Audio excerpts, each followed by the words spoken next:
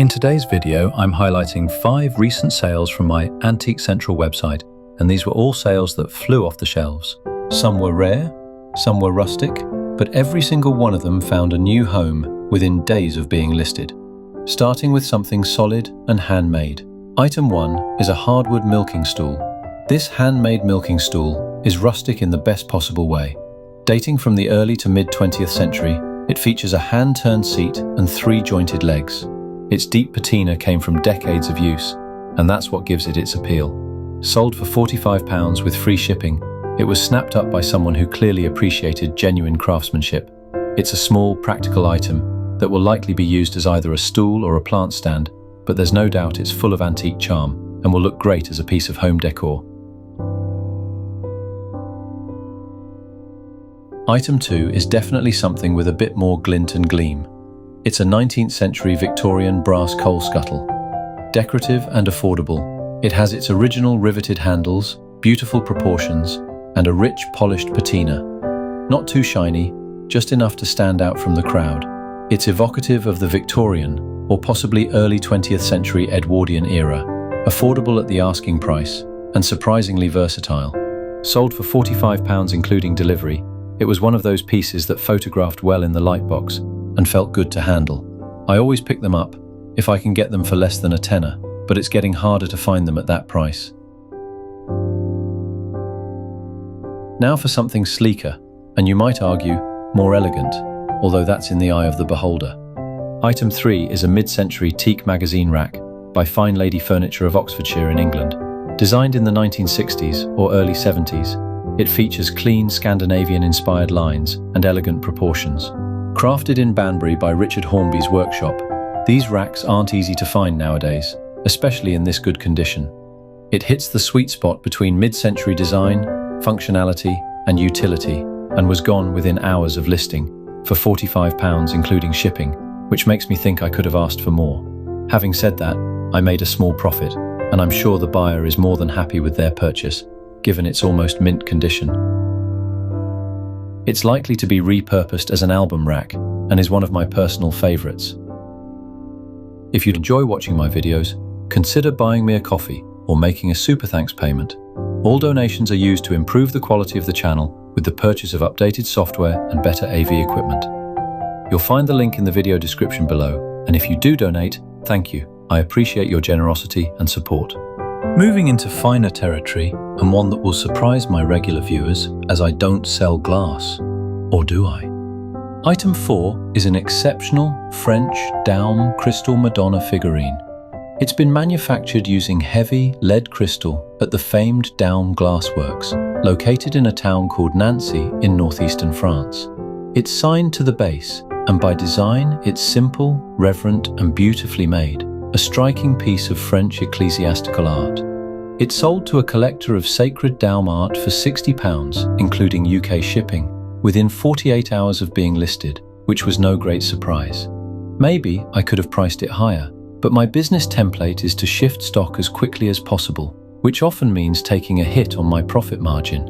In that respect, I have to keep reminding myself that I'm in the buying and selling business, not the storage business. If you take that on board and don't get greedy, you won't go far wrong. Let me know in the comments below which side of the fence you sit on. Do you hold out for the best possible price, or do you prefer a fast turnover for less profit to keep your stock turning over? Either way, this Daum Madonna is the sort of understated quality that sells itself, and I can't emphasize that enough. Quality sells, and always will do. And finally, one for all you romantics out there. Item 5 is a French Art Nouveau pewter inkwell, complete with its original ceramic insert. This Art Nouveau pewter inkwell had all the right details, flowing lines, floral relief, and its original intact ceramic insert, making it a rare find. Made in the early 20th century, it's stamped "Made in France," so you can't say it's not a piece of authentic French Art Nouveau. Pewter inkwells can be hard to find undamaged, and even harder to find with such an attractive patina. Remember, pewter is a soft metal and can degrade over time, so this is a good example. Sold for £45 including postage, it was what I call a fair sale at the right price, and the buyer actually messaged me to say how happy he was with his purchase. One of the most powerful things you can do when selling antiques or vintage pieces is to tell the story, honestly and without prejudice. Take that rustic milking stool, for example. Handmade from solid hardwood, its surface worn smooth by years of honest use. It's not just a stool, it's a quiet fragment of rural life.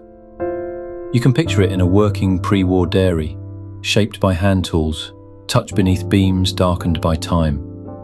That kind of authenticity, simple, functional and full of character, speaks directly to buyers. It's not just furniture, it's living history. Or the brass coal scuttle, Victorian or perhaps early Edwardian, beautifully aged with a warm, mellow patina that only time can produce. You can just picture it, sitting by an open fireplace around the turn of the 20th century, its metallic surface catching the glow of the coals. Yes, it's decorative, but it also whispers of late-night fires and long-forgotten winters. Maybe it stood in a parlour, where tales of Jack the Ripper still sent shivers down spines, or where someone read The Hound of the Baskervilles by flickering lamplight. It's more than an object, it's a witness to an era. Even the sleek mid-century magazine rack by Fyne Ladye Furniture is more than just functional design. It's a snapshot of post-war optimism, a time when British homes were being refurnished with clean lines, modern materials, and a fresh sense of positivity and purpose. Knowing it was made in Banbury, by a company crafting stylish yet affordable pieces for a generation rebuilding after wartime austerity, adds real depth. It's not just storage, it's social history in teak and function. And that Daum crystal Madonna? It's signed, beautifully modelled, and unmistakably French. But what truly sets it apart is the craftsmanship. Created using pâte de verre, or paste of glass, a painstaking technique handed down through generations of glassmakers, where finely ground glass is packed into a mould, then slowly kiln-fired to achieve those soft surfaces and delicate transitions of colour. The result? A figurine where light dances through the glass like sunlight through a chapel window, quiet, reverent, and utterly timeless. And even the smallest details tell a story. Take the pewter Art Nouveau inkwell, still complete with its original ceramic insert, a rare thing in itself. It's not just a decorative desk piece, it's a tough little survivor, used, handled, filled and refilled over the decades, perhaps by a Victorian poet lost in thought, or a meticulous office clerk writing in flawless copperplate. It holds not just ink, but the echoes of lives once lived, a long, long time ago. My point is this: the right story, well told, can transform a quiet, anonymous object into a compelling conversation piece. And in today's antique and vintage market, that can be the difference between an item that lingers and something that sells. So what do all 5 of these sales have in common? They weren't just desirable or rare, they were well presented, sensibly priced, and they told a clear historical story. In my opinion, that's what customers respond to, and is a key requirement in the current economic climate, where making sales is becoming increasingly difficult. So, from rustic cottage furniture to mid-century minimalism, French crystal to Victorian brass and French pewter, the lesson is clear. Buyers love authenticity, quality, and design. Add to that a fast and professional service, and hopefully they will return to Antique Central as a reliable and trustworthy website to buy from. Thanks for watching and see you next time. My name's Mark and this channel is Antique Central. Bye for now.